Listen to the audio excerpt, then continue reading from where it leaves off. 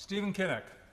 Thank you, Mr. Deputy Speaker. I rise today to speak in favour of the amendments tabled in the names of the Noble Lords Alton and Collins, the driving purpose of which is to root our foreign and trade policies in the values and principles that our country and our constituents hold dear. According to the British Foreign Policy Group polling, more than 8 in 10 of the UK public believe that the UK should either or always lead the way on global issues. While across this House we know that if global Britain is to mean anything, then our country must have the moral authority to lead by example.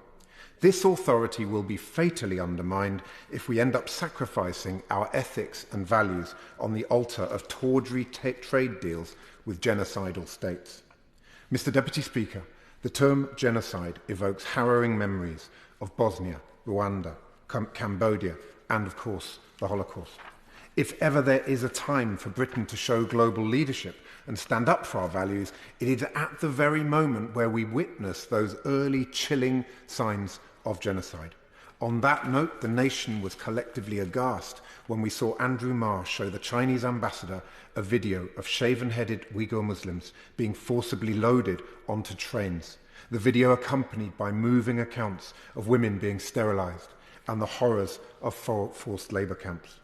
The Jewish community knows all too well that comparisons with the Holocaust should be used sparingly. So when the President of the Board of Deputies of British Jews writes to our Prime Minister to draw parallels between events in Xinjiang and in Nazi Germany, and then calls on the Prime Minister to support the Alton Amendment, the government must surely take note. Mr. Deputy Speaker, I turn now to the profoundly misleading and disingenuous arguments the government is deploying against the Alton Amendment. First, the Foreign Secretary claims that the amendment is unconstitutional because it would allow the High Court to frustrate trade agreements. This is nonsense, as it has been the settled policy of UK government for decades that judges, not politicians, rule on genocide. So the Alton Amendment is entirely consistent with that principle. The only difference is that we would be empowering through this amendment our esteemed British judges to make such a ruling rather than the judges in international courts. Second, the Foreign Secretary claims that the evidentiary bar for genocide is simply too high and that the government would set its own threshold far lower by which to determine whether the UK would be entering into trade deals. Well, fine.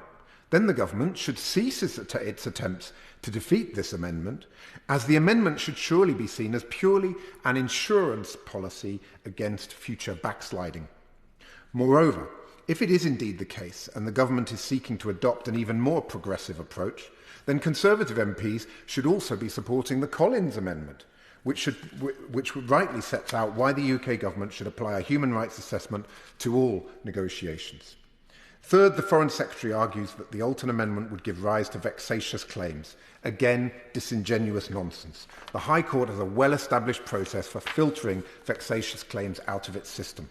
For far too long, the international community has allowed authoritarian regimes to hold the international human rights legal order to hostage. Russia and China wield their vetoes cynically and ruthlessly, and this is why the UK government has never succeeded in recognising a genocide while it's ongoing since the Nuremberg trials 75 years ago.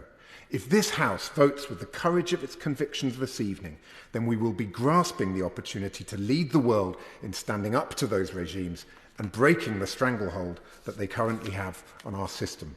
Let's show some global leadership. Let's back Alton and Collins this evening. Let's send a message to the world about the type of country we really are.